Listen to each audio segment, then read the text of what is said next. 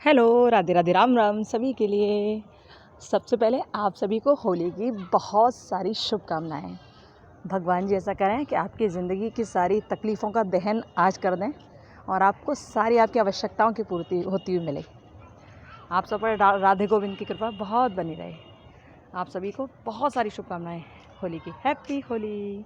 चलिए, होली तो होली, लेकिन अब हम लोगों को अपना काम भी तो करना है ना। तो करना क्या है? करना ये है कि जो हम कर रहे थे ना, यानी कि एमएड सेकंड सेमेस्टर जो चल रहा था, उस सेकंड सेमेस्टर का जो 4th पेपर है, पेपर 204, वो हम लोगों को करना है भैया। 2 यूनिट हुई हैं अभी, ठीक है। तीसरी यूनिट आज होगी। ओके, चलिए वहाँ चलते हैं। होली तो होली। तो ये है आपका पेपर, जैसा आप जानते ही हो, पेपर 204 एमएड सेकंड सेमेस्टर है ना, पता है ना आपको। एमएड सेकंड सेमेस्टर है, पेपर 204 है। इसके हम लोग 2 यूनिट कंप्लीट कर चुके हैं, तीसरी यूनिट आज है, ठीक है। टीचर एजुकेशन का ही, ठीक है। चलिए, बीच में हम डाल नहीं पाए 2-3 दिन, क्योंकि बहुत बिजी थे, टाइम था नहीं, इसलिए नहीं डाल पाए। सो एक्सट्रीमली सॉरी। ओके, और तो फिर आज हम करते हैं। चलिए, यहाँ तक हो चुका था अपन लोगों का। अब ये 3rd यूनिट आज हम लोग कंप्लीट करेंगे। फिर कल यदि टाइम मिला तो कल कर देंगे ये वाली यूनिट, 4th यूनिट। फिर 5th रहेगी, उसे भी कर देंगे जल्दी ही, है ना। क्योंकि एग्ज़ाम बहुत लेट नहीं है, एग्ज़ाम जल्दी ही होंगे, इसलिए हम लोग कोशिश ये करेंगे एग्ज़ाम से पहले पूरा अपना कंप्लीट हो जाए और रिवीजन हो जाए दूसरी बार भी, है ना। ऐसा कुछ करेंगे। चलो, बिना टाइम वेस्ट किए चलते हैं अपने यहाँ इधर यूनिट 3rd की ओर। और भैया आप सब खुश रहो, आज होली है।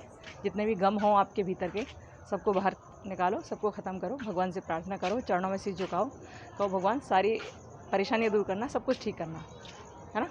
और वो ठाकुर जी सब अच्छा करेंगे, ठीक है। चले चलते हम लोग 3rd यूनिट। देखो, ये हमने पढ़ के देखा था। इसमें बहुत ये नहीं दिया गया कि मतलब कुछ समझाने वाली उसमें कोई भी चीज़ हो। तो हमने जो पॉइंट हमें मुख्य लगे उसे हमने हाईलाइट कर दिया है। तो पीछे से आवाज़ें आ रही हैं, होली मिलन हो रहा है इसलिए, ठीक है। जो गेहूँ वगैरह देते हैं ना, बाल देते हैं, वो हो रहा है यहाँ, ठीक है। तो चलिए, आवाज़ों को आप इग्नोर करना जो पीछे से आ रही हैं। तो आप ये देख लीजिए, यहाँ पर पहला जो प्रश्न है उसमें शिक्षण एक व्यवसाय के उद्देश्य, यानी कि शिक्षण को हम एक प्रोफेशन के रूप में कैसे ले सकते हैं, ना। एक व्यवसाय है, एक बिजनेस है, या प्रोफेशन है, या एक ये इन्वेस्टमेंट है, इसे किस किस रूप में हम लोग देखते हैं। यहाँ वो सारी चीज़ें दे रखी हैं। चूँकि इसमें दो चीज़ पूछी गई हैं कि शिक्षण एक व्यवसाय के उद्देश्य से बताओ क्या है, दूसरा ये शिक्षण एक व्यवसाय कौशलता व्यवसाय भूमिका, ये दोनों दे रखा है इसमें, है ना। तो ये पूछा गया, इसमें देखो हमने हाईलाइट कर दिया है, तो आप आराम से देख लेना। इसमें कुछ भी कठिन नहीं, बस एक बार आपको बस पढ़ना है और कुछ नहीं करना, ठीक है। बस आप स्क्रीनशॉट आप ले लीजिए। ये यूनिट 3rd है, ठीक है। ध्यान से देखिए, हम इसे हटा देते हैं। अब देखिए, स्क्रीनशॉट आप लेते आइए, ठीक है। हमें इसमें कुछ भी स्पेशल नहीं लगा जो समझाना ज़रूरी हो। ओके, आई होप स्क्रीनशॉट आपने ले लिया होगा। चलिए हम आगे चलें। Very good. देखिए, इसमें 2-4 जो भी हमें पॉइंट लगे स्पेशल, वो हमने हाईलाइट कर दिए हैं। अच्छा, ये कोटेशन याद रखना, ये वाली रविन्द्रनाथ टैगोर जी ने जो कही थी, ठीक है। रविन्द्रनाथ टैगोर ने परिभाषा दी थी कि शिक्षक के उत्तरदायित्व क्या होते हैं, शिक्षक के कर्तव्य क्या होते हैं, शिक्षक क्या है ना। शिक्षक की परिभाषा दी थी उन्होंने। और इन्होंने ये कहा कि शिक्षक जो है ना, जीवन पर्यंत छात्र ही रहता वो, क्योंकि भैया वो अपना पढ़ाई भी करवाता है बच्चों को और पढ़ता भी रहता है, उसका अध्ययन लगातार चलता रहता है। तभी तो टीचर बहुत ज़्यादा ज्ञानी होते हैं, क्योंकि वो बहुत अच्छी तरह से पढ़ते लिखते हैं और पढ़ाते हैं। क्योंकि जब तक वो खुद नहीं पढ़ेंगे तब तक दूसरों को कैसे पढ़ाएंगे, बच्चों को कैसे पढ़ाएंगे। इसलिए वो स्टडी उनकी रनिंग में चलती रहती है, वो स्टडिंग रहते ही रहते हैं, ठीक है। तो इन्होंने ये कहा रविन्द्रनाथ टैगोर ने कि एक शिक्षक का जो जीवन होता है ना, वो जीवन पर्यंत छात्र की तरह रहता है, शिक्षक हमेशा। और जैसे कहते हैं ना, दीप से दीप जले, तो जब शिक्षक का जीवन जलता है, छात्रों को भी जलाता है, उनके जीवन को। अरे जलाने का मतलब ये मत समझो कि आग लगाना, जलाने का मतलब ये है जैसे दीपक जलाते हो आप, दीपक से दीपक को जला देना, यानी प्रकाशित कर देना। तो जैसे शिक्षक का जीवन होता है ना, वो अपना खूब पढ़ाई लिखाई करके अपने जीवन को प्रज्वलित करता है, अपने जीवन को दैदीप्यमान बनाता है। ऐसे ही वो ये चाहता है कि मेरे छात्रों का जीवन भी दैदीप्यमान हो, वो भी जले, प्रकाशित हो, उसमें भी ऐसा प्रकाश आए जो सबको बहुत शांति दे, ठीक है। तो रवीन्द्रनाथ टैगोर ने यही कहा था, ठीक है। आप इसको पढ़ लेना, बहुत सिंपल सी चीज़ है, कोई दिक्कत नहीं आएगी आपको, है। चलिए, और इसका स्क्रीनशॉट आप लेते जाइए। और अनेक विद्वानों ने जो अपने अपने मत दिए हैं इसमें यहाँ पर हमने हाईलाइट कर दिए। जैसे B.O. स्मिथ ने कुछ कहा है ना, और किसी ने कुछ कहा है, रवीन्द्रनाथ टैगोर ने कुछ कहा है, तो यहाँ पर हमने हाईलाइट कर दिया है। और ये ऑक्सफोर्ड ने क्या कहा इसके बारे में। अच्छा, ये जो ऑक्सफोर्ड हैं, ऑक्सफोर्ड ने शिक्षण की 4 क्रियाओं का उल्लेख किया था। शिक्षण की 4 क्रियाएं होती हैं, तो उन्होंने इन 4 क्रियाओं को बताया, ठीक है, कि अपने छात्रों को सूचना का संप्रेषण करना। मतलब ये जो टीचर जो होते हैं, जैसे आप टीचर बनोगे ना, आप पेमेंट कर रहे हैं तो आप टीचर बनेंगे फिर बड़े बच्चों को पढ़ाने वाले। तो आपके जो शिक्षण होगा, आपको जो TLM होगा, आपको जो पढ़ाने का टेक्निक होगी, उसमें 4 चीज़ें मुख्य होनी चाहिए। सबसे पहले तो ये कि आप सूचनाओं का संप्रेषण सही प्रकार से कर पाओ। आपने कोई चीज़ पढ़ी, आपने कोई चीज़ लिखी, या आपने कोई चीज़ कहीं से सही सटीकतापूर्वक सुनी, तो आप उसका संप्रेषण सबके सामने कर पाओ। सूचनाओं को जो आप सूचना लेकर आए हो उससे सबके सामने बता सको सही से, तो आपके अंदर ये गुण होना चाहिए। दूसरा कि आप जिन सूचनाओं को दे रहे हो ना, वो ऐसे नहीं हो कि हमारे पड़ोस में लड़ाई हो रही है भैया और वहाँ पर हम खड़े खड़े देख रहे थे और हंस के ताली बजा रहे थे, तो ऐसी सूचना नहीं होनी चाहिए।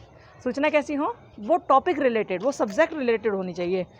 जिस विषय से संबंधित आप पढ़ा रहे हो, जिस विषय को आप पढ़ा रहे हो बच्चों को, उस विषय से संबंधित हो, या उस विषय से ना हो तो आपके और भी तो करिकुलम में जो जो हिस्सा है उनसे संबंधित हो, यानी कि सब्जेक्ट से संबंधित हो। ये नहीं है कि कहीं कहीं कहीं का रोड़ा कुछ भी कर लिया। ऐसा आप ऐसे सूचनाओं का संप्रेषण न करें। टीचर को चाहिए कि वो बेकार की बातों को दूर ही रखे, वो बातें सब्जेक्ट से रिलेटेड ही करे, ठीक है। तो सबसे पहले तो कोई सूचना का संप्रेषण करना। दूसरा, ऐसी सूचना का संप्रेषण करना जो वास्तव में विषय से संबंधित हो, ठीक है। और तीसरा क्या है, सूचना को ज्ञान होना। अच्छा, आप जिन सूचना का संप्रेषण कर रहे हो, जिन सूचना को आप अपने विद्यार्थियों को बता रहे हो, सबसे पहले आपको उनका ज्ञान होना चाहिए सटीक साथ से। आपको उनका सही से ज्ञान होना चाहिए कि वास्तव में ये चीज़ ऐसी है या नहीं है। यदि आपको सही ज्ञान है तभी आप उसको कहो, तभी आप संप्रेषित करो उसे, तभी उन लोगों के सामने रखो, ठीक है। चौथी बात इन्होंने ये कही कि विशिष्ट पाठ्यवस्तु के लिए अनुदेशात्मक प्रक्रिया का उपयोग करना, है ना। विशिष्ट पाठ्यवस्तु कोई हो तो उसके लिए ऐसी प्रक्रिया बताना कि भैया हाँ तुम ये काम करो, इससे ये ठीक होगा, मैं जो कह रहा हूँ उस हिसाब से आप चलोगे तो आपको फ़ायदा मिलेगा, क्योंकि मैं इसे पढ़कर आया हूँ। या आप अपने मन से भी सोच सकते हैं, मतलब इस तरह से आप इन्हें समझाएं, ठीक है। तो देखिए, आप इस तरह से देख लीजिए और इसका स्क्रीनशॉट ले लीजिए। आगे चलते हैं हम लोग फिर,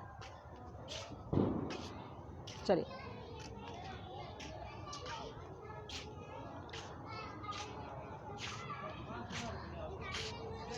जैसे अभी आपने ऑक्सफोर्ड देखे थे, है ना, और उनका ध्यान रखना, रवीन्द्रनाथ टैगोर का ध्यान रखना, थोड़ा पढ़ लेना एक बार तो आपको समझ आ जाएगा, है ना। और क्या है, और ये शिव के मित्र हैं, क्योंकि इंडियन ही हैं, तो इनके बारे में आप पढ़ लेना थोड़ा सा, क्योंकि इन्होंने जो शिक्षण की 4 क्रियाओं के बारे में भी इन्होंने कहा कि शिक्षण की 4 सामान्य क्रियाएं होती हैं। जैसे अभी पीछे वाले अभी पढ़ा था हमने, उन्होंने कहा था वैसे ही इन्होंने कहा। तो इन्होंने क्या क्या चीज़ बताई इसमें, इनका थोड़ा चेंज था उनसे, कि ज्ञान एवं कौशल का विकास करना। शिक्षण क्या है, शिक्षण भैया जब आप करते हो तो इसका उद्देश्य क्या है, इसका उद्देश्य है कि हम छात्रों के ज्ञान और कौशल का विकास करें, और छात्रों के नहीं, हम अपने भी ज्ञान और कौशल का विकास करें। टीचर जब बच्चों को पढ़ाता है तो बच्चों का तो डेवलपमेंट करता ही करता है, बच्चों का तो हर तरह से विकास करता ही करता है, लेकिन उसके साथ साथ टीचर का खुद का भी होता है, क्योंकि उसकी जानकारी बढ़ती आती है। जानकारी कैसे बढ़ती है कि टीचर ने कुछ पढ़ाया और बच्चों ने कुछ पूछ लिया कि सर ये कैसे है, और टीचर को नहीं आ रहा, तो टीचर फिर क्या करेगा, टीचर सोचने के लिए मजबूर हो जाएगा, है ना। यदि उसे आएगा तो वो तुरंत जवाब देगा, नहीं आएगा तो वो कह देगा कि बेटा मैं थोड़ी देर में आपको बताऊँगा। तो अब वो क्या सर्च करेगा, दोबारा पढ़ेगा और फिर आपको बताएगा। तो इससे टीचर का भी तो डेवलपमेंट हो रहा है ना, उसका भी तो ज्ञान बढ़ रहा है। तो उन्होंने ये बताया शिव के मित्रा ने कि जो शिक्षण होता है ना, शिक्षण में 4 सामान्य क्रियाएं होती हैं। जैसे ज्ञान एवं कौशल का विकास करना होता है, शिक्षक कुछ तथा सब कुछ करना होता है, ठीक है। और शिक्षण है यहाँ पर, शिक्षक नहीं, शिक्षण कुछ और सब कुछ करना होता है। एक सामाजिक क्रिया है, क्या शिक्षण के बारे में बात हो रही है। शिक्षण एक सामाजिक क्रिया है जो छात्रों को प्रभावित करती है, बिल्कुल सही बात है। पाठ्य वस्तु के लिए अनुदेशात्मक प्रक्रिया का अनुसरण करना होता है, ठीक है। ये 4 चीज़ें इन्होंने कही, तो आप इसके स्क्रीनशॉट ले लीजिए। और फिर ये नीचे वाला प्रश्न देखिए, अध्यापक की आचार संहिताओं का अर्थ और लक्षण बताइए। आचार संहिता कौन कौन सी होती हैं, तो यहाँ आप देख लीजिए क्या है इसमें। आचार संहिता मुख्य ये है कि इनके प्रोफेशन के बारे में बात की गई है, टीचिंग प्रोफेशन के बारे में, कि आप जो जब टीचिंग प्रोफेशन करते हो, जब आपका ये काम है, तो इसमें कौन कौन सी ऐसी चीज़ हैं जो आपके लिए मूल्यों का काम करती हैं। मूल्य मतलब आपके आप जब किसी काम को कर देते हो तो उसके अनुसार विद्यार्थी चलते हैं। मूल्य आप समझते हो मूल्य क्या होता है? मूल्य आपकी संस्कृति की पहचान कराते हैं। आप अपने बड़ों का सम्मान करते हो, ये आपका मूल्य ही तो है ना? ये आपका मूल्य ही तो है। आप अपने राष्ट्र की रक्षा करने के लिए तत्पर रहते हो, ये आपका मूल्य ही तो है। यानी कि जो आपके मौलिक कर्तव्य मूल्यों की श्रेणी में आते हैं वो, ठीक है। तो ये जो है ना, ये अध्यापक की आचार संहिता यानी अध्यापक के मूल्य भी कुछ होते हैं। ओके, तो इसमें सारी चीज़ दी गई है कि टीचिंग प्रोफेशन में मूल्य कौन कौन से होते हैं, वो आप इसमें पढ़ लेना, ठीक है। ये वाला प्रश्न की बात कर रहे हैं हम। स्क्रीनशॉट ले लीजिए, कुछ भी कठिन नहीं है। यदि आपको कुछ भी कठिन लग रहा हो तो बिल्कुल कठिन नहीं है, बस एक बार आप पढ़ते चले जाना, कोई दिक्कत नहीं होगी। क्लियर दिख रहा होगा जहाँ तक है, नहीं दिख रहा हो तो हाईलाइट कर लेना है ना, हाईलाइट हाई क्वालिटी कर लेना। ओके, चलिए आगे बढ़ते हैं हम लोग।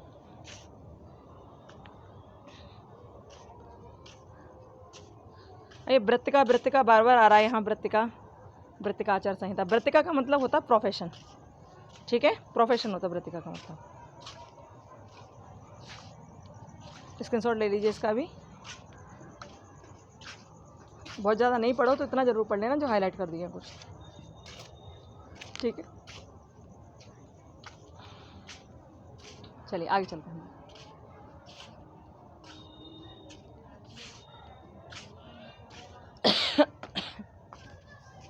हम लोग ऐसे धीरे धीरे करके अपने चारों पेपर ख़त्म करेंगे, उसके बाद फिर डिजर्टेशन वर्क करेंगे, ठीक है। फिर एग्ज़ाम आपके जब भी आएंगे तो उससे पहले ऑब्जेक्टिव क्वेश्चन भी आपको मिल जाएंगे चारों पेपर के। ओके, तो आप बिल्कुल बेफिक्र हो के आराम से तैयारी कर सकते हो। यहाँ आपके सामने पूरा मटेरियल डाला जाएगा, चाहे आपके वो प्रैक्टिकल से रिलेटेड हो, चाहे आपके असाइनमेंट से रिलेटेड हो, चाहे डिजर्टेशन वर्क से रिलेटेड हो, कुछ भी हो, आपकी यहाँ पूरी हेल्प की जाएगी। परेशान होने नहीं, बिल्कुल होने का नहीं, ठीक है। चलिए हम लोग आगे चलते हैं। अब देखो, ये जो पहचाना सा आपको एक लग रहा होगा सूक्ष्म शिक्षण, माइक्रो टीचिंग। हाँ भैया, वही माइक्रो टीचिंग जो आपने अपने स्कूल में की थी, अपने बीएड में की थी ना, बीएड में माइक्रो टीचिंग आप करते थे ना। अपने साथ क्या ले जाते थे? श्यामपट। श्यामपट क्या होता है? ब्लैक बोर्ड ले जाते थे, और बहुत सारी चीज़ें ले जाते थे ना, चौक डस्टर वगैरह सब टीचर मंगाते हैं आपसे, आप लेकर जाते हो, माइक्रो टीचिंग करते हो। आपको कुछ लोग टीचर लोग भी आपका असेसमेंट करते हैं, और आपके संग के विद्यार्थी भी आपका असेसमेंट करते हैं। तो वही माइक्रो टीचिंग के बारे में यहाँ पर बात कही गई है, ठीक है, कि इससे होता क्या है, माइक्रो टीचिंग करने से होता क्या है। अब भैया जितने बच्चों ने किया वो तो आराम से कर ही ले जाएंगे, वो आराम से समझ जाएंगे कि माइक्रो टीचिंग करने से क्या हुआ। पहले तो आपको पढ़ाने का तरीका आपके अंदर आया कि आपको कैसे पढ़ाना होता है बालकों को, है ना। दूसरा क्या था? तो इसमें माइक्रो टीचिंग के बारे में आपको पता ही है क्योंकि आपने पढ़ाया है ना। तो क्या क्या होता था इससे, आपको ब्लैक बोर्ड को सजाना आ जाया करता था ना। ब्लैक बोर्ड कैसे सजाते हैं, मतलब डेट वगैरह सब डालना, सब अच्छी तरह से आपको ब्लैक बोर्ड के सामने खड़ा होना पता चल जाता था कि कैसे खड़े होते हैं। सबसे बड़ी बात, आपका कॉन्फिडेंस लेवल बिल्ड होता है ना, क्योंकि आप जो झिझकते थे हमेशा, वो लोगों के सामने पढ़ाने लगे हैं अब, है ना। तो और आपको अनेक तरीके आते हैं, आपको अपना लेसन प्लान पर थोड़ा कमांड आ जाती है। तो ये जितने भी काम होते हैं माइक्रो टीचिंग से हो जाते हैं, ठीक है, जिससे आपको आगे चल के असुविधा नहीं होती जब आप पढ़ाने जाते हो बच्चों को। तो ओके, तो माइक्रो टीचिंग में इसी तरह की सारी चीज़ें दे रखी हैं। इसकी उपयोगिता क्या है और क्या क्या होती है, इसकी परिभाषा क्या है।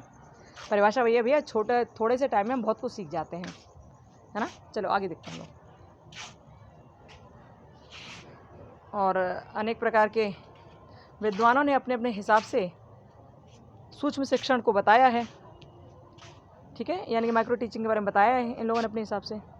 इसकी उपयोगिता क्या है ये देख लेना। सिद्धांत एवं व्यवहार का एकीकरण हो जाता है इसमें। व्यावसायिक परिपक्वता आती है, यानी कि आप क्या करोगे, आप अभी यहाँ पढ़ा रहे हो, मतलब आप माइक्रो टीचिंग की, फिर आप आगे चल के कुछ टीचिंग कोर्स ही तो लोगे, आप आगे चल के कोई टीचिंग लाइन में ही तो जाओगे ना। तो वहाँ आपको बच्चों को पढ़ाना पड़ेगा, तो फिर आपके अंदर थोड़ी परिपक्वता, मैच्योरिटी तो आएगी, क्योंकि माइक्रो टीचिंग आपने कर ली है, क्योंकि आपने इंटर्नशिप भी कर ली है, तो आपके अंदर बहुत सारी चीज़ आ गई ना। तो ये वही सारी चीज़ें बता रहे हैं कि इससे क्या क्या होता है, ठीक है। स्व मूल्यांकन भी होता है, खुद का मूल्यांकन भी होता है, हम लोग खुद का मूल्यांकन भी कर लेते हैं, ठीक है। ये सारी चीज़ें इसमें आती हैं। आप इसका भी स्क्रीनशॉट ले लीजिए, आगे चलेंगे फिर हम लोग। तो किसी भी पाठ में आपको कोई भी दिक्कत आ रही हो तो कमेंट बॉक्स में कमेंट करना, उसको देखेंगे, ठीक है। इसमें हमें नहीं लगता कि इसमें कुछ भी स्पेशल ज़्यादा समझाने के लिए है, कुछ भी स्पेशल नहीं है इसमें समझाने के लिए। ओके, चलिए ये देख लीजिए। इसमें ये ना सूक्ष्म शिक्षण की प्रक्रिया कैसे होती है। देखो, सबसे पहले आप क्या करते हो, सबसे पहले आप अपना ब्लैक बोर्ड वगैरह लेकर आते हो ना, वहाँ लटका देते हो दीवार पर, ठीक है। ये इस प्रक्रिया को हम लोग देख रहे हैं। आप ब्लैक बोर्ड को लटका देते हो दीवार पर और आप अपने साथ कोई ना कोई लेसन प्लान बनाकर लेकर आते हो कि आज मुझे ये लेसन प्लान यहाँ पर पढ़ाना है, ठीक है।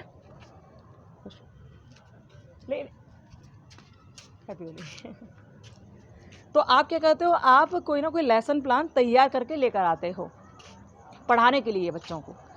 और जब आप लेकर आते हो तो क्या, सबसे पहले आपने अपना लेसन प्लान देखा, उस लेसन प्लान के हिसाब से आप पढ़ाने लगे। अब सामने जो बैठे हैं आपके, क्योंकि वहाँ 5 से 7 लोग हैं केवल, ज़्यादा नहीं, 5-7 लोग हैं केवल।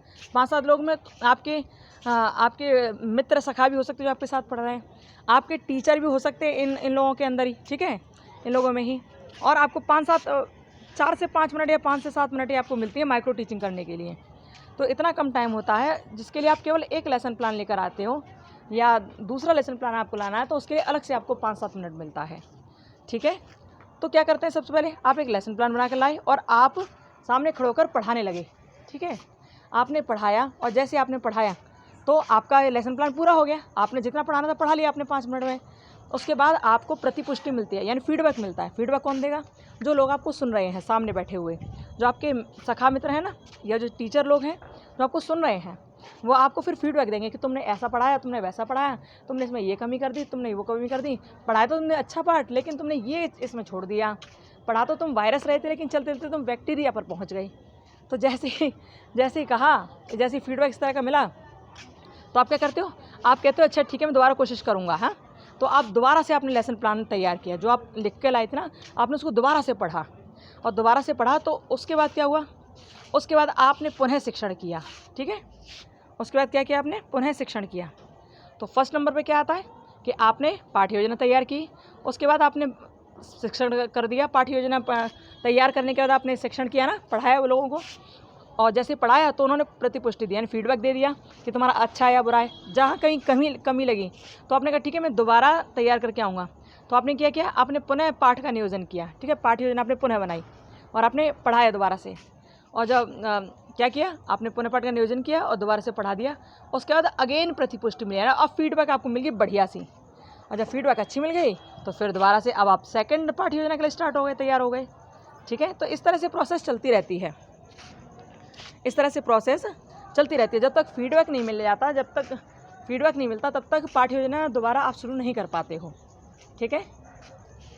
फीडबैक ज़रूरी है भैया। अब हम आपसे बोलें हाय हेलो नमस्कार राधे राधे, तो जब तक सामने से आवाज़ नहीं आएगी तब तक हम क्या अकेले थोड़ा ना बोलते रहेंगे, लेकिन ये तो ऑनलाइन है तो चलता रहेगा ठीक है। चलिए देखिए, ध्यान रखिएगा कि यहाँ पर जो माइक्रो टीचिंग होती है इसमें ये सारे पद ज़रूरी हैं।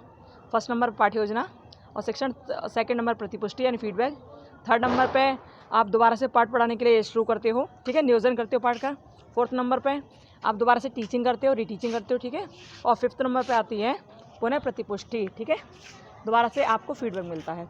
तो ये 5 जो चरण होते हैं सूक्ष्म शिक्षण के ज़रूरी होते हैं, तो इन 5 का ध्यान रखना, ठीक है। 5 चरण होते हैं माइक्रो टीचिंग में, और बाकी कुछ भी स्पेशल नहीं है, तो आप इसका स्क्रीनशॉट ले लीजिए, ठीक है। और चौथा प्रश्न देखिए, नीचे लिखा हुआ है जो छात्र शिक्षण का अर्थ लिखिए। अब इसमें छात्र शिक्षण का अर्थ लिखना है, जो स्टूडेंट टीचिंग कर रहे हैं, यानी छात्र अध्यापक बोल लो उन्हें, है ना।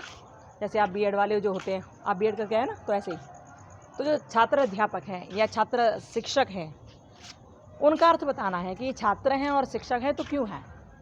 तो भैया आप क्यों थे, क्योंकि आप जब बीएड में होते हो तो आप बच्चों को पढ़ाते नहीं हो, लेकिन आप पढ़ते हो, पर आप बच्चों को पढ़ाने के लिए तैयार हो रहे हो, इसलिए आप छात्र भी हो और शिक्षक भी हो। शिक्षक इसलिए हो क्योंकि बच्चों को पढ़ाने के लिए तैयार हो रहे हो, और छात्र इसलिए हो क्योंकि आपको पढ़ाने वाले आपके टीचर्स हैं भी, है ना।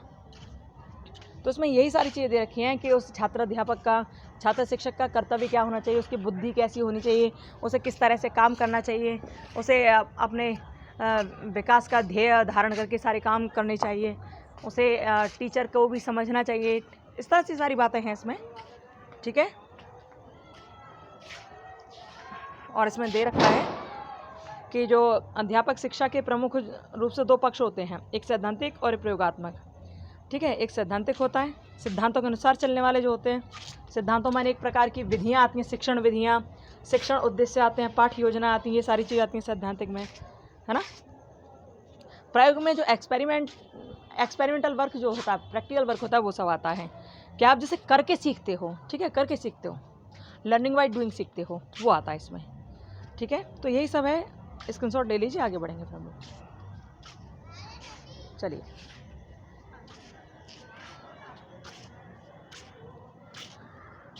ये हो या ये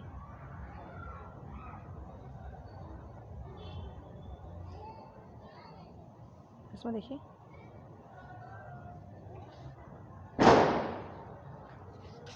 अब देखिए इसमें छात्र के उद्देश्य दे रखे हैं। तो इसमें उद्देश्य जो हैं वो 3 तरह के दे रखे हैं कि दीर्घकालीन उद्देश्य क्या होते हैं, मुख्य उद्देश्य क्या होते हैं और सामान्य उद्देश्य क्या होते हैं। ये ऐसे उद्देश्य हैं जो आप आराम से अपने जीवन में देखते हो और आपने बीएड करते टाइम देखे होंगे, तो आपको बहुत इसमें टाइम लगाने की आवश्यकता नहीं है। एक बार पढ़ते जाना और आगे बढ़ते जाना। ठीक है, ज़्यादा टाइम देना मत, एक बार केवल रिवीजन करना पहले, फिर नेक्स्ट बार जब पढ़ोगे ना तो उसे थोड़ा और ध्यान से पढ़ लेना। हमें चाहते हैं कि एग्ज़ाम तक आप 2-3 बार पढ़ लो इसे, है ना। तो छोटी छोटी वीडियो, बहुत ज़्यादा बड़ी वीडियो नहीं है, ऐसे यूनिट वाइज पढ़ते जाना, जैसे आपको दिक्कत नहीं होगी। आपके माइंड में एक बात ये ज़रूर रहेगी कि हाँ यार ये भी है, तो मतलब कुछ है, ये इतना ध्यान रहेगा आपको। ठीक है, तो इतना ध्यान रहेगा, उसके हिसाब से आप कर दोगे, फिर कोई दिक्कत नहीं आएगी। ठीक है, चलो आगे बढ़ते हैं। ये देखिए, इसमें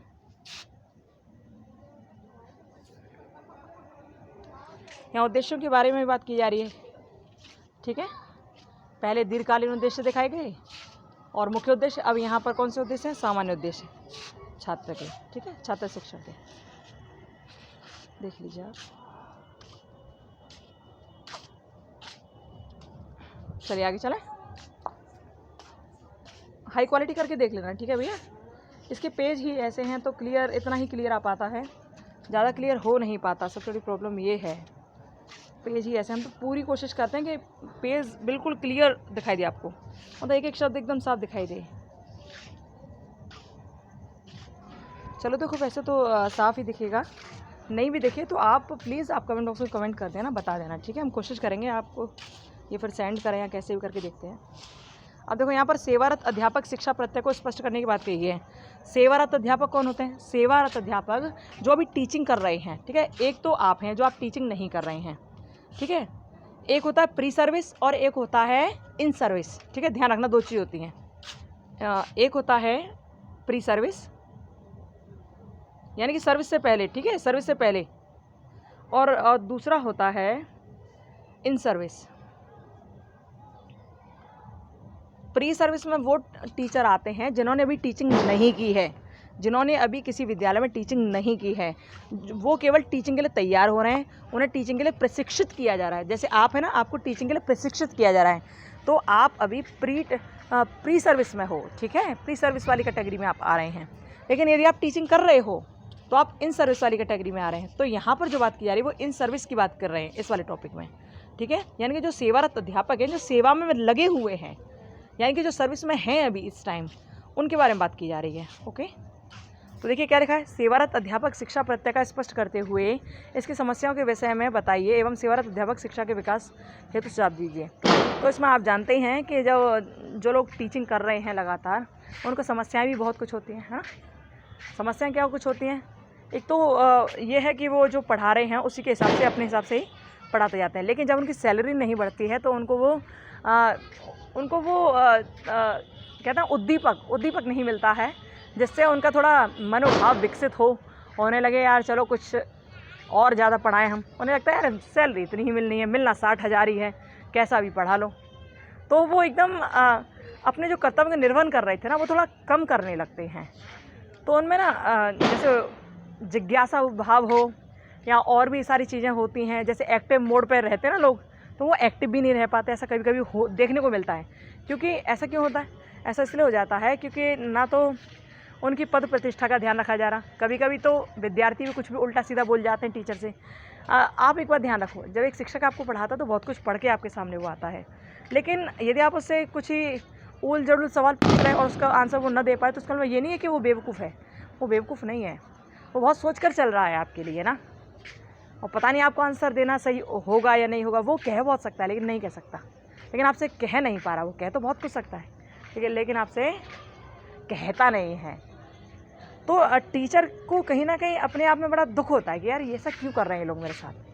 एक तो सैलरी नहीं बढ़ रही, एक विद्यार्थी भी कभी कोई परेशान करते हैं, कभी कभी मैनेजमेंट से परेशान रहते हैं टीचर जो सेवा में हैं अभी, कभी कभी वो मैनेजमेंट से परेशान रहते हैं, बहुत सारा काम का लोड, बहुत सारा काम का दबाव है ना। और कभी कभी फीवर भी आ रहा है, मन भी नहीं कर रहा, फिर भी स्कूल जाना पड़ेगा, तो इच्छा शक्ति नहीं है फिर भी काम करना पड़ेगा। तो एक नहीं हज़ारों बातें होती हैं जो शिक्षक से संबंधित हैं। और कभी कभी अपने घर से दूर पोस्टिंग मिल जाती है तो टीचर बड़े परेशान रहते हैं, यार अब खाना पीने की बड़ी दिक्कत है, कौन खाना बनाए, कौन क्या करे। तो ये सारी चीज़ें इसमें दे रखी हैं। आप अपने हिसाब से सोचना, ज़रूरी नहीं है किताबी बातों को ही आप लिखो, ठीक है। आप अपने हिसाब से सोचना कि जो लोग सर्विस में होते हैं, टीचर लोग जो सर्विस में होते हैं, उनके सामने कौन कौन सी समस्याएं आती हैं, ठीक है। और सेवारत अध्यापक होते क्या, इनकी शिक्षा क्या होती है, इनको शिक्षा देना आवश्यक क्यों है। इनको शिक्षा देना इसलिए आवश्यक है, ये कहा गया है कि ये टीचर जो होते हैं, जो सर्विस में रहते हैं, ये वाले टीचर, ये कभी कभी बहुत परेशान जब हो जाते हैं ना, तो इनके लिए संस्था बनाई गई है कि इनको कम से कम 5 साल में एक बार 3 महीने के लिए, ठीक है, ध्यान रखना, 5 साल में एक बार 3 महीने के लिए इनको भी ऐसे प्रैक्टिस कराई जाए, इनको भी ऐसा ट्रेनिंग दी जाए जिससे ये एक्टिव मोड पर आ सकें और ये परेशान न रहें। इनकी जितनी तकलीफ़ें उनको दूर किया जाए।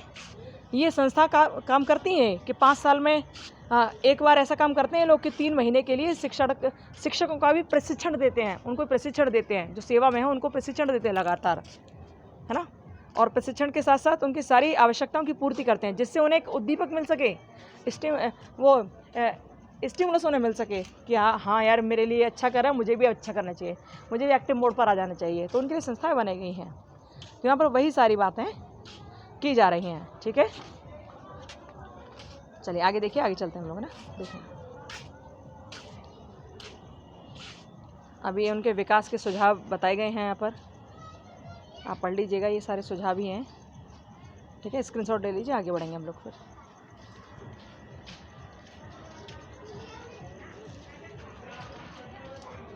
चलिए आगे चलते हैं।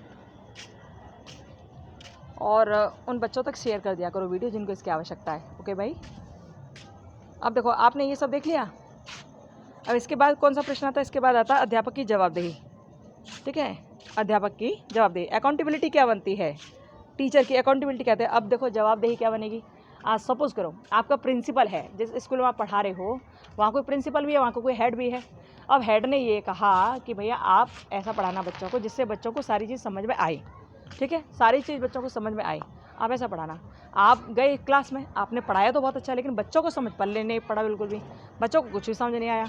और बच्चों को जब कुछ पल्ले नहीं पड़ा तो उन्होंने शिकायत कर दिया आपकी स्कूल के प्रिंसिपल से जाकर कि सर वो टीचर जो आए हैं ना वो हमको अच्छे नहीं लग रहे क्योंकि हमको अच्छा पढ़ा नहीं रहे हैं।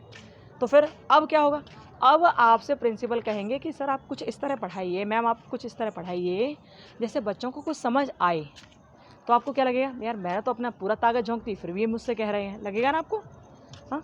लेकिन आप उसके लिए जवाबदेही हो, आपको जवाब देना पड़ेगा। यदि आप सही से नहीं समझा पा रहे तो क्यों नहीं समझा पा रहे, आप कोई ऐसी टेक्निक का यूज़ करें जिससे बच्चे समझ पाएँ आपकी बातों को, जिससे बच्चे ऐसा कुछ रिलेशन स्थापित कर पाएँ कि उनके माइंड में वो बात पूरी तरह से बैठ जाए कि हाँ टीचर ने मुझे पढ़ाया क्या था। कुछ ऐसा रिलेशन करके बताओ उन्हें, बच्चों को कुछ ऐसे मतलब उनके पढ़ाई को उनके बाहरी जीवन से जोड़ो, कुछ ऐसा पढ़ाओ। तो आप इसके लिए जवाबदेही तैयार करोगे, ठीक है, आप इसके लिए जवाबदेह हो, ओके। ये ध्यान रखना है इस बात को। इस तरह से कहते हैं कि जवाबदेही का अर्थ क्या है, मतलब आपको कोई जिम्मेदारी सौंपी गई है, और आपको जब कोई जिम्मेदारी सौंपी गई है तो जैसे प्रधानाचार्य ने आपको जिम्मेदारी सौंप दी है तो आप उन्हीं के नेतृत्व में रहकर विद्यार्थियों को पढ़ाएंगे। और जब विद्यार्थियों को पढ़ाएंगे तो आपको ऐसा पढ़ाना होगा कि विद्यार्थियों को सारी चीज़ समझ में आए, ठीक है। तो ये तो आपकी अकाउंटेबिलिटी है, यही है। लेकिन आप यदि इसमें खरे नहीं उतरते हैं तो आपको प्रशिक्षण की बहुत आवश्यकता है, ओके। तो यहाँ यही सारी बातें कही गई हैं, आप इसको पढ़ लोगे तो आपको क्लियर समझ आ जाएगा, ठीक है। चलिए हम लोग आगे बढ़ेंगे।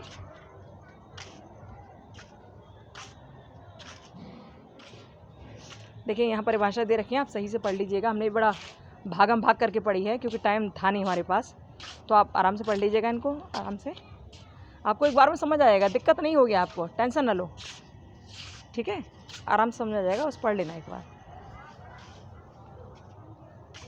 और आप जानते ही हो कि जब एमएड विद्यार्थी कर रहा है, यानी आप लोग एमएड कर रहे हो, तो अब इस एज में आकर ये तो होता नहीं, रटते तो है नहीं हम लोग ना, इस एज में रटते तो है नहीं कि कोई भी लाइन लगातार रट रहे हैं। यहाँ तो केवल एक बार पढ़ना ही तो होता है, एक या दो बार या तीन बार समझना ही होता है, तो वही हम लोगों को करना है यहाँ, है ना। चलिए जी आगे चलते हैं।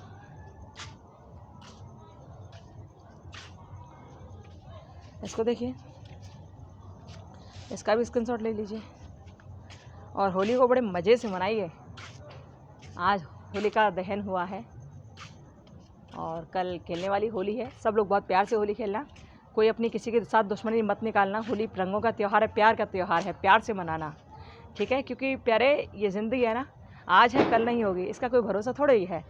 इसलिए हर क्षण को अपना अंतिम क्षण मानो और प्यार से जियो। दुश्मन भी हों उनसे भी नमस्कार करो, उनसे भी हैप्पी होली बोलो, ठीक है, ओके। और ध्यान जरूर रखो पर अपना, सतर्क रहो, सावधान रहो और सबको खुश रखो, इतना आवश्यक है। और रंगों से खेलना, गुलाल से खेलना, लेकिन ऐसा मत खेलना कि किसी की आँख में, किसी के मुंह में गिरे रंग या गुलाल, जिससे दिक्कत आए, ओके। चलिए होली भी हो रही है और हम लोग पढ़ भी रहे हैं, है ना। चलिए अब देखिए, अब यहाँ आ गई आपके मतलब की बात। आपके मतलब की बात कैसे? आपके मतलब की बात ये है कि जब आप टीचर बनोगे ना, तो आपके अंदर कौन कौन से गुण होने चाहिए, वो यहाँ कहा गया है। तो भैया टीचर बनने से पहले देख लो कि कौन कौन से गुण होने चाहिए। तो जैसा कि आप सभी जानते हो कि कम से कम 3 चीज़ जो होती हैं वो व्यक्ति के विकास के मार्ग को बहुत आगे कर देती हैं, है ना। व्यक्ति का जो विकास का मार्ग होता है ना, वो बहुत सुगम हो जाता है, सरल, अच्छा हो जाता है। तो इन चीज़ों का विकास आपके भीतर होना ही चाहिए, इन तीनों का गुण आपके भीतर होना ही चाहिए। यदि ये तीनों नहीं है आपके अंदर, तो आप शिक्षक बनने के योग्य नहीं हो, ठीक है। इस तरह ये तीनों चीज़ ज़रूरी है। क्या क्या? एक तो ज्ञानात्मक विशेषता होनी चाहिए हर अध्यापक के अंदर, दूसरा भावनात्मक विशेषता होनी चाहिए, तीसरा क्रियात्मक विशेषता होनी चाहिए, ठीक है। ज्ञानात्मक विशेषताओं की ज़रूरत क्या है और क्या है, गुण क्या है, मतलब क्या है ज्ञानात्मक विशेषताएं और गुण? ये है भैया कि देखो, जब तक आपको ज्ञान नहीं होगा, किसका? खुद का, अपना ज्ञान नहीं है कि भैया मैं कौन हूँ, क्या हूँ, मुझे क्या करना है। भैया मैं टीचर हूँ, मैं टीचिंग करने के लिए आया हूँ, मुझे अच्छी तरह से पढ़ाना है, ऐसा पढ़ाना है जिससे बच्चों को अच्छी तरह समझ आए, है ना। तो जब तक आपको अपने सब्जेक्ट का ज्ञान नहीं, पहली बात आपको सब्जेक्ट का ज्ञान होना चाहिए, दूसरी बात आपको खुद का ज्ञान होना चाहिए, तीसरी बात आपको विद्यार्थी का ज्ञान होना चाहिए कि विद्यार्थी के मन में क्या चल रहा है, विद्यार्थी किस तरह पढ़ रहा है और पढ़ रहा है या नहीं पढ़ रहा है, विद्यार्थी समझ रहा है नहीं समझ रहा है, आपको ज्ञान होना चाहिए, ठीक है। विद्यार्थी के कैसे कैसे काम कर रहा है विद्यार्थी, आपको ज्ञान होना चाहिए। विद्यार्थी कहीं बुरी संगत में तो नहीं जा रहा, आपको ज्ञान होना चाहिए। तो ये ज्ञानात्मक विशेषताएं हैं जो आप में भी होनी चाहिए, और आप विद्यार्थी में तभी खोज पाओगे जब आप में वो होंगी, ठीक है। और चलो पहली बात तो होगी कि आप में कॉग्निटिव क्वालिटी होनी चाहिए। यदि आप में ज्ञानात्मक नहीं है भाव, यदि आप में कॉग्निटिव क्वालिटी नहीं है, तो भैया फिर आप बच्चों को क्या समझोगे? जब आपको खुद के सब्जेक्ट का ज्ञान नहीं, किसी चीज़ पर कमांड नहीं, फिर आप बच्चों को क्या समझोगे, है ना। तो पहला तो क्वालिटी हर अध्यापक के अंदर ही होना चाहिए, ज्ञानात्मक विशेषताएं। दूसरा भावात्मक विशेषताएं। अब देखो भैया, एक बच्चा बहुत परेशान है, आपकी क्लास में बैठा है, आंखों से आंसू निकल रहे हैं और आप लगातार पढ़ाए जा रहे हो विद्यार्थियों को, और जब वो बच्चा आंखों में से आंसू निकाल रहा है, रो रहा है वो, और लेकिन आपसे कुछ बोल नहीं रहा, तो आप उसे देखकर आंखें निकाल रहे हो उसके सामने, अरे क्यों नहीं पढ़ रहा, पढ़ता क्यों नहीं है, जल्दी पढ़। तो भैया आपके अंदर भाव नहीं है क्या? अरे भाव लाओ अपने अंदर, देखो बच्चे की कंडीशन क्या है, समझो उसको, क्यों रो रहा है, कारण क्या है। आप उस पर क्रोध दिखाकर गलत कर रहे हो ना, आपको ये नहीं करना चाहिए। आप क्रोध दिखाकर अपना भाव प्रकट करें और वो बेचारा रो रहा है आपके सामने, तो भैया उससे पूछो कि क्या बात है बेटा, क्यों रो रहे हो। आपके अंदर भाव होना चाहिए। प्यार के समय प्यार भी दो, और नाराज़गी के समय बच्चे पर नाराज़ होने का आपका अधिकार नहीं है, ध्यान रखना इस बात को। प्यार दे सकते हो लेकिन नाराज़गी नहीं दे सकते उसे, प्यार से ही बात करनी है तब भी, ठीक है। तो भावों की प्रधानता भी होनी चाहिए एक टीचर के अंदर, जिससे वो समझ पाए अपने विद्यार्थी के हर लक्षण को, हर तरह की परेशानी को, हर तरह की कंडीशन को समझ पाए, ठीक है। क्योंकि जब तक भाव नहीं होगा तब तक उसे कैसे समझ पाएगा कि बच्चे की फीलिंग क्या है, बच्चा क्या चाहता है आपसे, ओके। और जो तीसरा गुण है वो है साइकोमोटर स्किल्स वाला, यानी क्रियात्मक विशेषता। भैया आपके अंदर कुछ करने का गुण भी होना चाहिए। ऐसा नहीं कि केवल भाव ही भाव है या केवल ज्ञान ही ज्ञान है कि आपने देख लिया बच्चे कैसे हैं, क्या है, किस प्रवृत्ति के हैं, आपने देख तो ये सब लिया, लेकिन क्रियात्मक गुण की आवश्यकता है। जब तक आप अपने हाथों से करके कोई काम नहीं दिखाओगे, एक्टिविटी नहीं करोगे, तो आपके बच्चे भी एक्टिविटी नहीं कर पाएंगे। वो पैसिव हो जाएंगे, वो निष्क्रिय हो जाएंगे। इसलिए उनको एक्टिव रखना है तो आपको भी एक्टिव होना ही पड़ेगा। आपको इस रोचकता के साथ उनके सामने प्रस्तुत होना पड़ेगा कि बच्चे भी प्रसन्न हो जाएं और आपके साथ पूरी तरह से लग जाएं और आपके साथ पूरी तरह से पढ़ें। ठीक है, तो आपको एक्टिव होना पड़ेगा। इसमें अध्यापक के ये गुण दिए हुए हैं, इसको आप डीपली पढ़ लेना, बड़ा अच्छा लगेगा आपको पढ़कर। ठीक है, स्क्रीनशॉट ले लीजिए इसका। आगे चलते हैं हम लोग।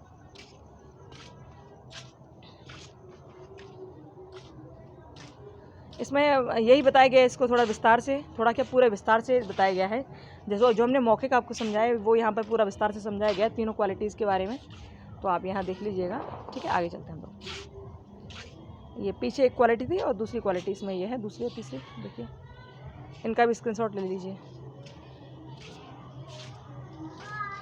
ठीक है, अब ये देखिए लास्ट में एक हेडिंग है, शिक्षा में गुणवत्ता, क्वालिटी इन एजुकेशन। तो एजुकेशन में क्वालिटी कैसे लेकर आए, एजुकेशन में क्वालिटी कैसे लेकर आए। अब आपने देखा कुछ बच्चे तो ऐसे हैं जो हाई स्कूल कर रहे हैं लेकिन उनको अपना नाम लिखना नहीं आता।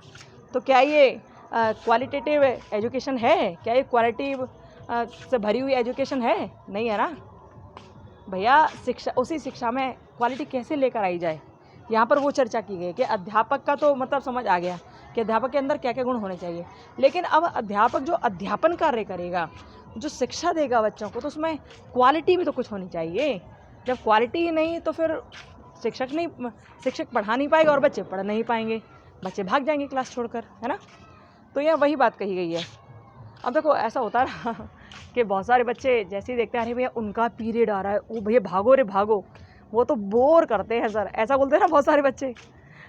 हाँ, ऐसा होता ही है। ऐसे शिक्षक के क्लास में से बच्चे निकल के 3 फुट हो लेते हैं, कोई दीवार फलांगे निकल जाता है, कोई कहीं से निकल जाता है। तो शिक्षा में गुणवत्ता बहुत ज़रूरी है। ऐसी चीज़ दो बच्चों को कि बच्चे आनंदित होकर सुने, पढ़ें और समझें। ठीक है, और देखो ये केवल किताबी बातें नहीं हैं, हम सबको इस विषय पर विचार करना चाहिए कि हमारी जो शिक्षा की क्वालिटी है वो बेकार होती जा रही है। बड़े बड़े लोग बहुत पढ़ गए लेकिन उनको आता जाता कुछ है नहीं, है ना। तो हम लोगों को चाहिए कि हम लोग इस तरह से पढ़ें या पढ़ाएं कि जो हम पढ़ा रहे हैं या हम जो पढ़ रहे हैं उसका हमें अर्थ समझ आए, उसे हम सटीकता से समझ पाएँ। एक बार नहीं 10 बार पढ़ लो, 10 बार पढ़ा लो बस, लेकिन क्लियर आना चाहिए समझ में ना, वो सब होना चाहिए। क्वालिटी अच्छी होनी चाहिए उसकी, कि आप थोड़े शब्दों में बहुत सारी बात बता दो। चलो आगे चलते हैं। वैसे आप सभी बहुत होशियार ही हैं, कोई दिक्कत वाली बात है नहीं। ठीक है, इसका भी आप स्क्रीनशॉट ले लीजिए। आगे चलिए, चारों तरफ होली मनाई जा रही है बड़ा अच्छा लग रहा है, तो बार बार ध्यान हमारा भी उधर ही पहुँच जाता है। देखो यहाँ सेवारत अध्यापक शिक्षा का अर्थ बताया जा रहा है। सेवारत अध्यापक तो आप समझ ही गए हैं कि जो टीचर किस में है, सर्विस में है, उनके बारे में बात की जा रही है। उनके लिए शिक्षा का अर्थ क्या है वो ये बताया जा रहा है इसमें। ठीक है, इसको पढ़ लेना, कोई दिक्कत नहीं होगी, टेंशन लेने का नहीं। ठीक है, चलिए आगे चलते हैं।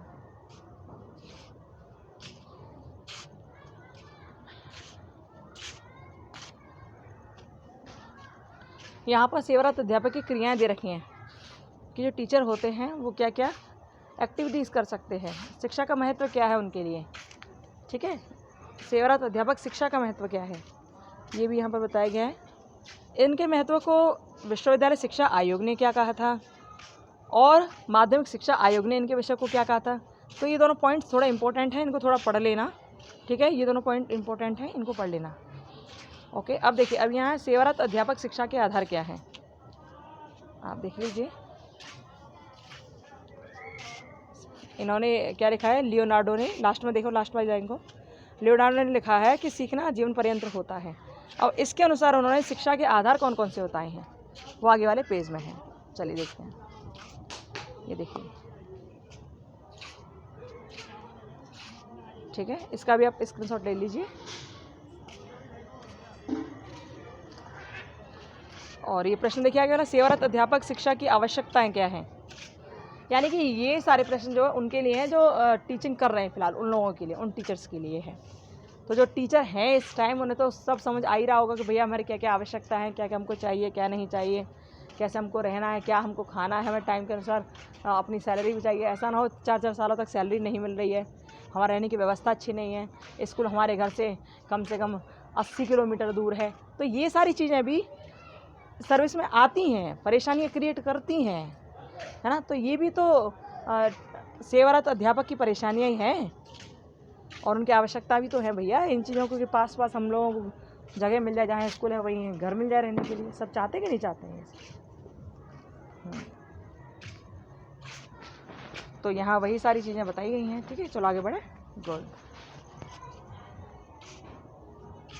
अब देखिए सेवारत अध्यापक शिक्षा के उद्देश्य क्या है वो यहाँ बताए गए हैं। तो आप एक बार पढ़ लेना, आपको समझ आ जाएगा। ठीक है, जैसे कोई संगठन वगैरह कुछ कहा करे या कोई आयोग कुछ कहा करे तो उसको ज़रा थोड़ा सा उस कोटेशन को थोड़ा ध्यान से पढ़ लिया करो, वो ज़्यादा आवश्यक हो जाती है। ओके, यहाँ देखिए सेवारत अध्यापक शिक्षा के मूलभूत नियम क्या हैं। तो नियम ये सब हैं, ये नियम वो हैं जो आप अच्छी तरह से जानते हो कि क्या क्या होना चाहिए। पाठशाला होनी चाहिए, पाठ्यक्रम होना चाहिए, है रिफ्रेशर पाठ्यक्रम होना चाहिए, अंतराल होना चाहिए पढ़ाते टाइम, और क्या थोड़े दिनों की छुट्टी भी चाहिए भैया रेस्ट के लिए, ऐसा नहीं कि पढ़ाते रहो, है ना। तो वही बहुत मूलभूत नियम दे रखे हैं, वही सब कुछ। अब यहाँ सेवारत शिक्षा की संस्थाएं व साधन। अब देखो आप कर रहे हो ना, BA डायमंड कर रहे हो, यहाँ वो सारी चीज़ें आई हैं कि किस किस संस्था से आप पढ़ सकते हो, कौन कौन से आप पढ़ सकते हो। यहाँ 3-4 पॉइंट याद रखने वाले हैं। सबसे पहली बात तो ये है कि जो अंग्रेजी शिक्षा का शैक्षिक संस्थान है ना, जो केंद्रीय अंग्रेजी शिक्षा संस्थान है वो हैदराबाद में, ये ध्यान रखने वाली बहुत ज़रूरी चीज़ है। ओके, बात यह ना कि बार बार होली की मुबारक देने के लिए लोग आ रहे हैं इसलिए बार बार वीडियो को रुकना पड़ता है। चलिए देखिए, हाँ तो हम लोग क्या देख रहे थे कि यहाँ पर सबसे पहली बात तो ये आप ये याद रखना, ये ठीक है, केंद्रीय अंग्रेजी शिक्षा संस्थान कहाँ पर है, तो वो हैदराबाद में है। यदि याद ना रहे तो अलग कहीं लिख लेना इसको, क्योंकि कुछ पॉइंट ऐसे हैं जो वास्तव में बहुत ज़रूरी हैं। ओके, एक तो ये हो गया केंद्रीय अंग्रेजी संस्थान कहाँ है, इंग्लिश के बारे में पूछ रहा है यहाँ पर, तो हैदराबाद में है। लेकिन केंद्रीय शिक्षा संस्थान कहाँ है, तो केंद्रीय शिक्षा संस्थान दिल्ली में है। ठीक है, कहाँ है, दिल्ली में है। और अच्छा अभी एक नया भी खुला है, वो कहाँ है, हिमाचल प्रदेश में है। ठीक है, यदि केंद्रीय शिक्षा संस्थान की बात करें तो दिल्ली में है, और अंग्रेजी की बात करें कि अंग्रेजी शिक्षा संस्थान कहाँ है, तो हैदराबाद में है। और यदि ये कहे कि केंद्रीय शिक्षा संस्थान कहाँ है लेकिन जो नया खुला है उसके बारे में बात करें तो वो हिमाचल प्रदेश में है। ठीक है, नया खुला है हिमाचल प्रदेश में। ओके, ये सारी चीज़ें आप ध्यान रखिएगा। ओके,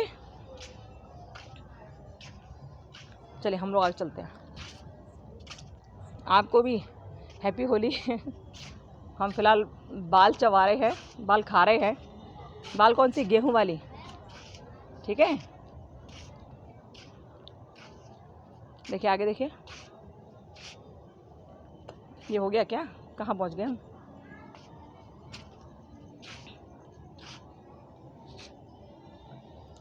यहाँ ना कोई आ जाता है, इसलिए थोड़ा सा इधर उधर हो जाता है। ठीक है, ये वाला देख लिया ना हमने, हाँ ठीक। चलिए आगे देखते हैं।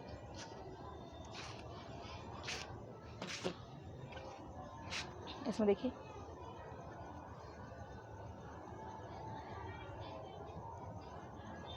अरे क्या देंगे हमको खाने के लिए।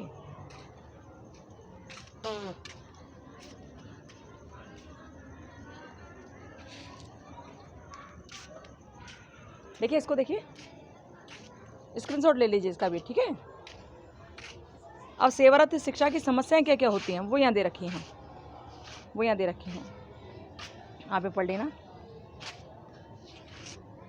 समझ तो आ रहा है ना क्या लिख रहा है ये, हाँ आ रहा है। स्क्रीनशॉट ले लीजिए, फिर आगे बढ़ते हैं। गुड, आगे चलते हैं। अब ये यूनिट 3 का लास्ट क्वेश्चन है। ठीक है, लास्ट क्वेश्चन है। इसमें सेवारत अध्यापक शिक्षा के विकास के लिए क्या क्या सुझाव दिए गए हैं वो बताए गए हैं कि जो टीचर सर्विस में हैं उनके विकास कैसे करें हम, उनके विकास के लिए क्या क्या सुझाव दिए गए हैं। तो उनके लिए विकास के लिए यही कहा गया है कि भैया 5 साल में से तुम एक 3 महीने के लिए ऐसा किया करो कि इनको पढ़ाने की तैयारी कर लो, इनको प्रशिक्षण दो, ताकि इनका भी टेंशन ख़त्म रहे, और दूसरा टेंशन के साथ साथ इनकी टेंशन ख़त्म होने के साथ साथ ये अपना एक्टिव मोड पर रहे। और एक्टिव मोड पर रखने के लिए भैया इनकी सैलरी भी बढ़ाओ, इनके घर को जहाँ स्कूल है उसके आसपास ही कहीं रखो, इनकी फैमिली को इनके साथ रहने दो, इनकी सैलरी तो सबसे पहले बढ़ाओ, ये बहुत ज़्यादा ज़रूरी है। और इन पर कोई बहुत ज़्यादा फोर्स भी मत डालो, बस प्यार से समझाओ, प्यार से कहो, प्यार से ना प्रशिक्षण भी दो, ठीक है। तो ये सारी चीज़ें इसमें कही गई हैं। इसके लिए किस किस ने अपने हिसाब से बताया, तो एक शिक्षा आयोग ने सिफारिशें की थी कुछ, उसके लिए सुझाव दिए थे सेवारत अध्यापक शिक्षा के विषय में, ठीक है। तो आप पढ़ लेना, यहाँ बिल्कुल सिंपल है, कोई दिक्कत नहीं है, ठीक है।